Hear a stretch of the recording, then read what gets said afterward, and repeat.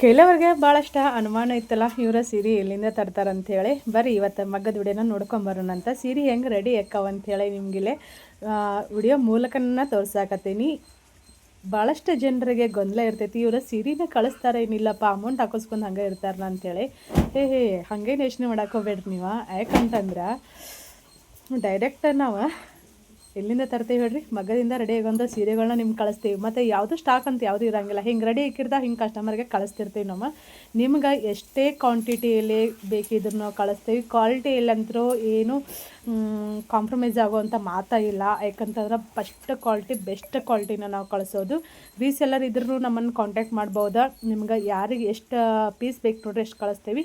Single ಕಳಿಸ್ತೀವಿ ಮತ್ತು ಬಲ್ಕಲ್ಲೂ ಕಳಿಸ್ತೀವಿ. 10 15 ಒಂದೇ ಕಲರಲ್ಲಿ ಬೇಕಿದ್ರು ಕಳಿಸ್ತೀವಿ. ಯೂನಿಫಾರ್ಮ್ ಬೇಕಿದ್ರು ಕಳಿಸ್ತೀವಿ. ನಿಮ್ಮ ಫ್ರೆಂಡ್ಸ್ ಫ್ಯಾಮಿಲಿಯವರಿಗೆ ಪೇಜ್ನ ಶೇರ್ ಮಾಡಿರಿ, ಫಾಲೋ